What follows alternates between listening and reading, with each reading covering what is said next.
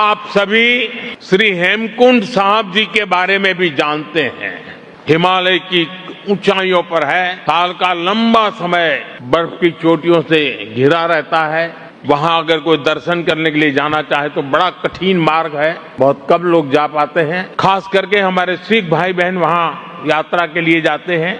वहां दर्शन के लिए जाने में खास करके हमारे बुजुर्गों को, हमारे सिख भाई बहनों को सहूलियत हो, इसलिए सरकार हेमकुंड साहब तक रोपवे भी बनवा रही है।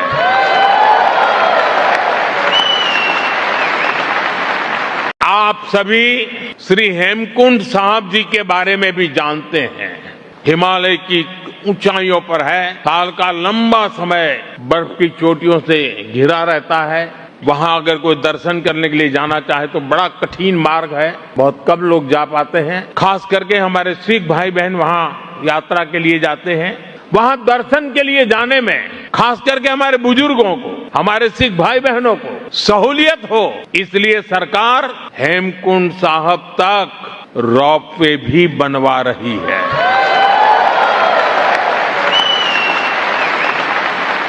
आप सभी श्री हेमकुंड साहब जी के बारे में भी जानते हैं। हिमालय की ऊंचाइयों पर है, साल का लंबा समय बर्फ की चोटियों से घिरा रहता है। वहां अगर कोई दर्शन करने के लिए जाना चाहे तो बड़ा कठिन मार्ग है, बहुत कम लोग जा पाते हैं। खास करके हमारे सिख भाई बहन वहां यात्रा के लिए जाते हैं। वहां दर्शन के लिए जाने में खास करके हमारे बुजुर्गों को, हमारे सिख भाई बहनों को सहूलियत हो, इसलिए सरकार हेमकुंड साहब तक रोपवे भी बनवा रही है।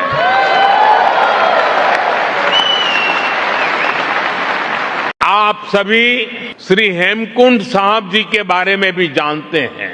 हिमालय की ऊंचाइयों पर है, साल का लंबा समय बर्फ की चोटियों से घिरा रहता है। वहां अगर कोई दर्शन करने के लिए जाना चाहे तो बड़ा कठिन मार्ग है, बहुत कम लोग जा पाते हैं। खास करके हमारे सिख भाई बहन वहां यात्रा के लिए जाते हैं। वहां दर्शन के लिए जाने में खास करके हमारे बुजुर्गों को, हमारे सिख भाई बहनों को सहूलियत हो, इसलिए सरकार हेमकुंड साहब तक रोपवे भी बनवा रही है।